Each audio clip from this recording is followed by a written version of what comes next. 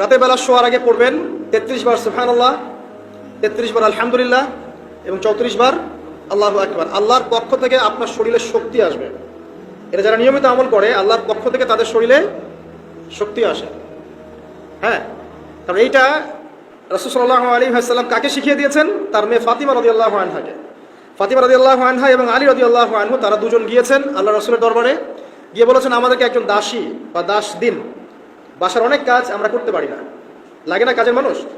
নবী সাল্লাল্লাহু আলাইহি ওয়াসাল্লাম বলছেন যে আমি কি তোমাদেরকে এমন কিছু শিখিয়ে দিব যেটা তোমাদের এই দাস দাসের অভাব পূরণ করে দিবে, প্রয়োজন হবে না? তো অবশ্যই শিখিয়ে দিন। তখন নবীজি শিখালেন সাল্লাল্লাহু আলাইহি ওয়াসাল্লাম যে ঘুমানোর আগে 33 বার সুবহানাল্লাহ পড়বে, 33 বার আলহামদুলিল্লাহ এবং 34 বার আল্লাহু আকবার। তোমাদের দাস দাসের প্রয়োজন হবে না ইনশাআল্লাহ। তো ব্যাখ্যায় অনেক ওলামায়ে কেরাম বলেছেন যে এটা নিয়মিত আমল করতে থাকলে রোগ ব্যাধি কম হয়, শরীরে শক্তি আসে, এনার্জি বাড়ে, আপনি নিজের কাজ নিজেই করতে পারবেন ইনশাআল্লাহ আযজা ওয়া জাল্লা। আসুন সামনে যাই। এরকম ঘুমানোর আরো বেশ কিছু আমল আছে, আমি অল্প কয়েকটা বললাম, এগুলোই করা শুরু করেন, আল্লাহ তৌফিক দান করুন। আর যদি পারেন ওযু করে ঘুমাতে পারলে আরো বেশি ভালো হয়। এবার আপনি ঘুমাচ্ছেন ডান কাত হয়ে, কি পড়বেন এই সময়? আল্লাহুম্মা বিসমিকা আমুতু ওয়া আহইয়া, আলহামদুলিল্লাহ, 10 বার মুখস্থ আছে। এবার ঘুমান।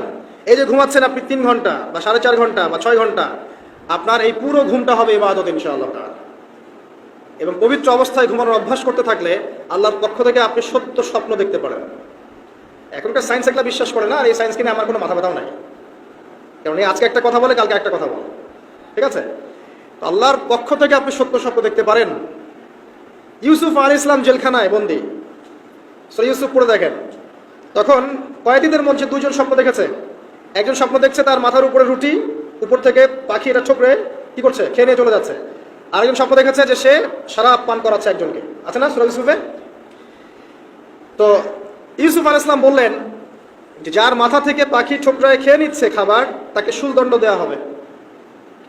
আর যে শরাব পান করাচ্ছে সে অতি শীঘ্রই মুক্ত হয়ে যাবে, জেল থেকে ছাড়া পেয়ে যাবে। কয়েকদিন পর তাই হলো। এই যে স্বপ্ন যারা দেখেছে এরা কি মুসলিম? এই স্বপ্ন যারা দেখেছে এরা কিন্তু মুসলিম না।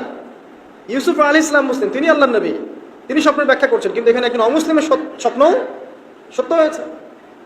একজন অমুসলিমকে আল্লাহ পাক স্বপ্ন দেখাতে পারেন, দলিল আছে কোরআনে। সত্য স্বপ্ন বলে একটা বিষয় আছে, যেটার জন্য অবশ্যই আল্লাহর পক্ষ থেকে নূর দরকার, স্বচ্ছ একটা মন দরকার, কলবুল সালিম দরকার, বেশি বেশি আমল দরকার, হ্যাঁ, আধ্যাত্মিকত্ব দরকার, আল্লাহর মারিফত দরকার। তারপরে ইনশাআল্লাহ সত্য স্বপ্নের প্রশ্ন আসবে। সারাদিন টিভি দেখে, গান শুনে, সিরিয়াল দেখে, গালিগালাজ করে, ইবত তমত করে, খোঁচাখুচি করে, চুলাচুলি করে, এদের সাথে সত্য স্বপ্নের কি সম্পর্ক? এদেরকে তো শয়তান স্বপ্ন দেখাবে। কথা বুঝতে পারছেন না? ফজরের নামাজের পরে নবী সাল্লাল্লাহু আলাইহি ওয়াসাল্লাম বসে থাকতেন, সাহাবীরা তাকে বলতেন কে কোন স্বপ্ন দেখেছেন তিনি বলতেন, এবং তিনি স্বপ্নের ব্যাখ্যা ইন্টারপ্রিটেশন করতেন যে এটা এমন, এটা এমন। এমনকি এই যে আপনার উহুদের যুদ্ধের আগের রাতে অনেক সাহাবী স্বপ্ন দেখেছেন, এবং পরের দিন দেখবেন উহুদের দিনে অনেক সাহাবী শহীদ হয়েছে। তো যাই হোক, ওইদিকে আমি যাচ্ছি না। তো এই যে ঘুমটা আপনি ঘুমাচ্ছেন, ইনশাআল্লাহ আপনার ঘুমটা কি হচ্ছে? ইবাদত হচ্ছে না? আলহামদুলিল্লাহ। আলেম যারা, তাদের ঘুমও ইবাদত। যারা এই যে মুসলিম, মুমিন, মুত্তাকি, আলেম, তাদের ঘুমগুলো কি ইবাদত।